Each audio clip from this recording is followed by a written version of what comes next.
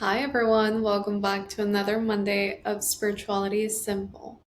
Today we're going to focus on decentering from that perfectionism that sometimes we tend to focus when we focus on spirituality. The good, the bad, the limitation that it should look this way, it should sound this way, I should believe in this. It's really simpler than that. I believe sometimes spirituality has a lot of fluff that I do not agree with. And it's not because I want to be against anything. It's because when you talk about spirit, when you talk about a communication beyond our five senses, it's so simple.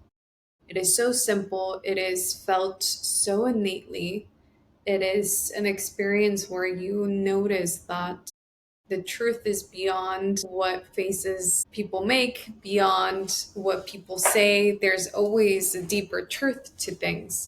So, deep doesn't really mean complex. Deep actually means simple. Sometimes the emotion might make it a little more complex, but spirituality does not have fluff. It is not that complicated. It is more about being able to go as deep as you need to within yourself. And that's why I focus so much on the inner tools that we activate over the years, that we really have the advantage of noticing because of the consciousness that we carry as humans. And most importantly, just having fun with them. I do see the center of perfectionism when it comes to spirituality all about not feeling and only feeling one specific thing and only focusing on one specific way of living. I've always made a big deal about how I don't have to look spiritual to be the channeler I am, so that everyone can feel comfortable just being themselves and noticing that that makes them spiritual, because spirituality is all about how do you want to project and show up and reflect the fraction of light that you are. So, I want to focus on three things today. The first one is decentering from the perfectionism of looking spiritual. How does that look? What colors does that mean you have to wear? Which is ironic because I'm wearing white, but the should and shouldn't. To you, how do you want to look? I've had my hair be a thousand different themes, from shopping it all off to being, all colors, all taste, all everything. How do you want to look? How do you look good to you? And I know that sounds so superficial, but sometimes reading the cover of a book, you never know what you're going to find inside. So I want you to notice how you're centering a belief system when it comes to spirituality of what perfect is, rather than wanting to truly know what people carry within, those tools that they carry within. How do they impact you? How does their energy just impact you when they're around you? The second thing is, I really want to decenter from the belief system that healing is impossible, or that you have to keep circling back to certain scenarios of life to awaken something. And the reason I say that is because spirituality is about the now. What do I have now? What is it showing me? I help a lot of people go through their own healing. I believe we heal ourselves. But as a spiritual mentor, as a channeler, I show them the path. I almost like put out the blueprint and I hold your hand and I'm like, okay, let's go. You got this. And I start signaling where to go, how to do it, what to use, all those activations of tools. But I don't think you always have to circle back after you've gone through it once. Why? Because we're so infinite internally that you can find a million reasons why you can go back to it. You can say, I don't know, I used to have fear of heights and then I healed it, but then I'm on top of a mountain and I'm feeling fear. Why connect it to the past? Why not be in the present? You already healed it. You already got to the top of the mountain. If there's fear there, it might not be about the height. It might be now about walking back. Now you're afraid of something that's under there. So you stop centering this perfectionism of the healing journey. of, oh, I already have an answer, because that keeps you in the known instead of taking you into the unknown where there's new experiences, where there are new tools, where there's something new for you waiting or waiting for you, you know? So when you decenter from that perfectionism of I know and I know why, you might just discover something new. That might just give you way more. Trust me. Third thing, I can't even talk because I'm all excited. The third thing I really would love to decenter from when it comes to perfectionism is believing that spirituality is just can only be lived one way, and that way includes anything that's external. The only way you truly heal, truly, is when you have the capacity, and you do, by the way, that's a tool you already have active. It just depends if you're using it, to notice the healed version of you and to walk towards that version, which means you start using the tools that version of you uses, which means you start connecting to people, things, places that make you feel like that version. So when we look for perfectionism externally, when we look for things to heal us, when we look for very specific known experiences that you might be wishing or dreaming about to heal us, you put up walls that don't help you see opportunities, possibilities, a different scenario, maybe something even better is waiting for you.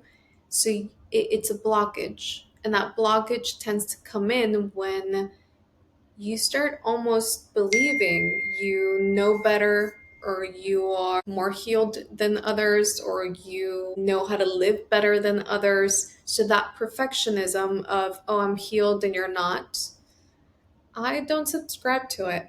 I really don't. Why? Because we stop learning from others. Sometimes you meet people who just really know how to live the present moment, and their healing has gone through such an expansive way of living that they don't even have to talk about it. They just give you happiness, they just give you joy, they just give to you without needing to, without having to. It's just natural. So why not receive? Why not sit there and enjoy? So I'm talking about community. And I'm talking about expanding that community to more things that you might be very drawn to, pulled to, magnetized to. That doesn't always have to be talking about spirituality. Why? Because what truly spirituality is being human. That's what we came here to be. We came here to truly walk in life, having this beautiful experience with other people and get to see these different projections, different ways of living, and take all that information back with ourselves without losing that connection to our spirit. So, I want to ask everyone, do you know what your spirit is saying? Do you know what your spirit wants? Does it want just a cozy couch with a book every morning and the coffee? Whose permission are you waiting for? But what part of perfectionism and I should do 10, 20 things is in the way? Right now, for the membership, the Inner Knowing membership, I am giving everyone certain activities per week to do. And I tend to connect to activities in ways where it is not really about a check mark or a homework. And I always call things homework, by the way, but I'll explain. My definition of homework is that when I'm home and I'm working on something I love, I'm enjoying it. I tend to do things I love and enjoy. So when I leave homework to my clients and I'm like, homework, to my perspective is they're going to enjoy it because they decided to heal, That's how I see it.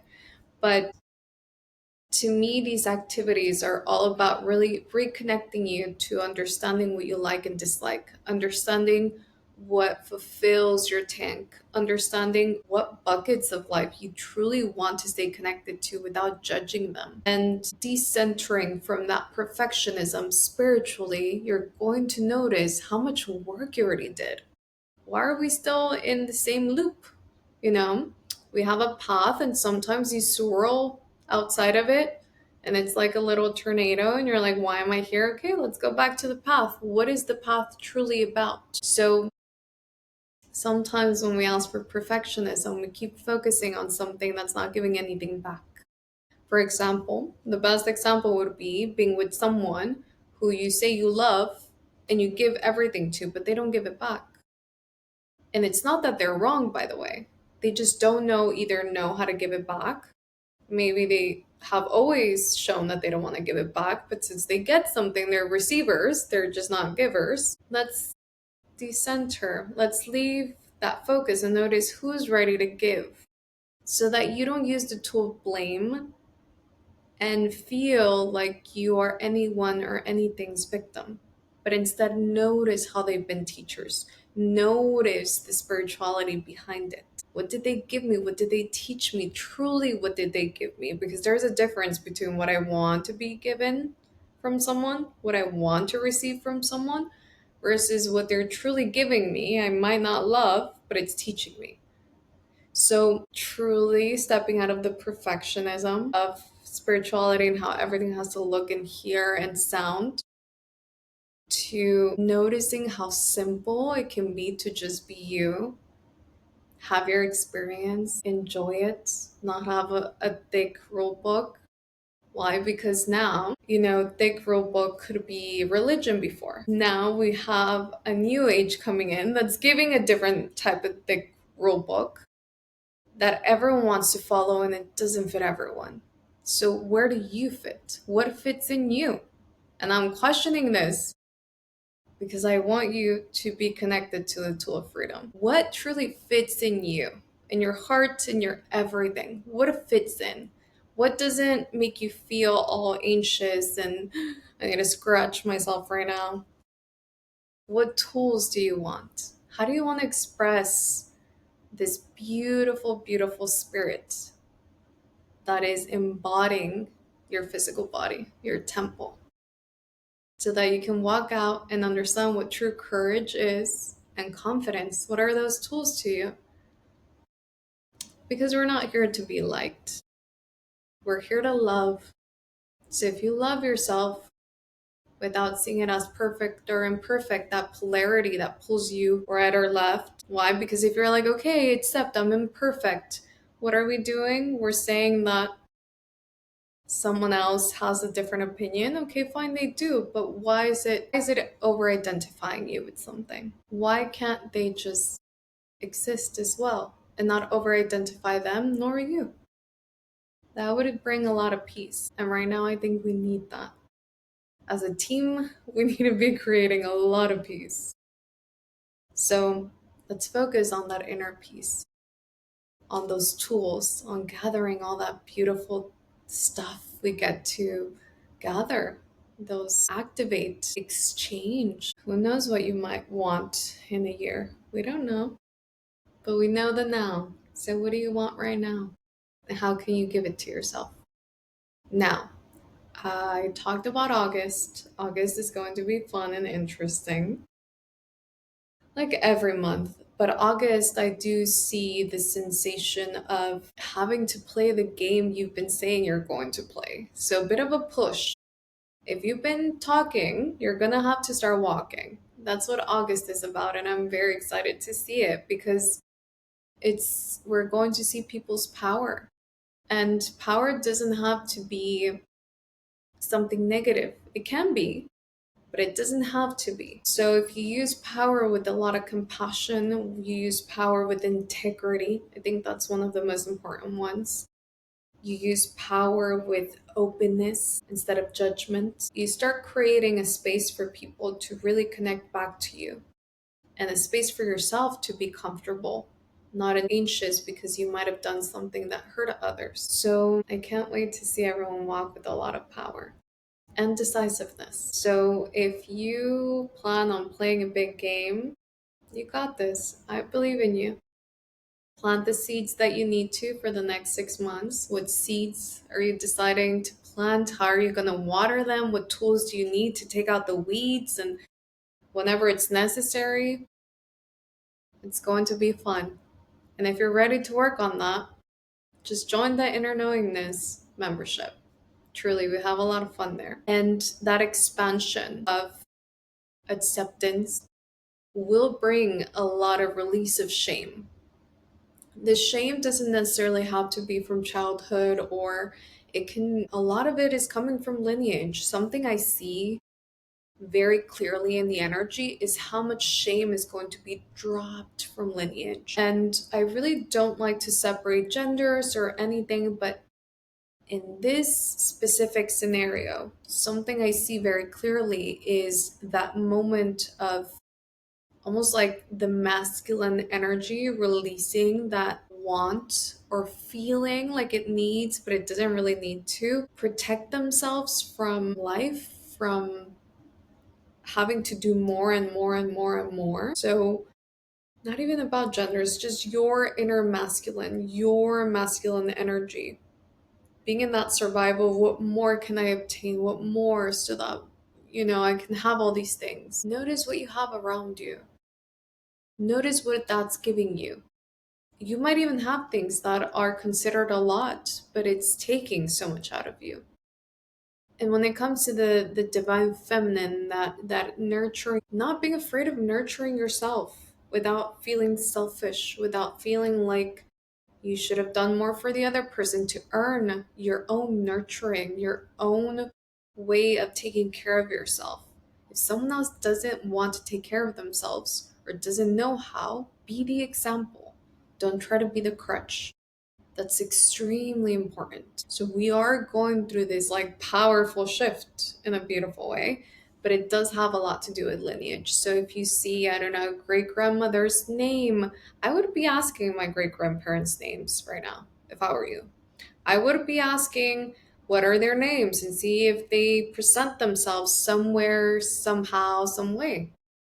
Not to ask for a sign, but rather to just be aware, so that if it's something that it's presenting itself, notice the emotion you connect to. Let's say, I don't know, I just watched the the Jurassic Park movie, which I think it has a different name, but I'm sticking with the 90s name, Jurassic Park. And they said the name Dolores. So I'm going to use that name. That's the first one that popped up. Dolores, let's say one of your great grandma's name was Dolores, and you keep seeing that name everywhere, all around, just know that something about that energy is being released. So, whatever emotion you connect to with the name is either the energy you want to release, the energy you want to get to know, or the energy you just want to hug very deeply. It might be something powerful for you. It all depends. But okay, honey, I will be leaving now. I trust that your month is going to be magical, surrounded by all the beautiful things that you love and truly need. There's a huge difference from what we want to what we need. Sometimes what we need comes first to awaken something in us. So hug it tight. The life is filled with buckets. Not all buckets fill up at the same pace at the same time, and those who are not filled fully tend to be our biggest focus. Don't forget on the other buckets. Let's say you're doing amazing at career, but you're getting to know your physical body right now. Don't feel like the world is ending because you're getting to know a different side of you. Instead of be aware of how the huge blessing of one bucket being filled, the other one not. If all of them feel unfilled or like not truly connected to, then you're going through a very beautiful moment of self-discovery.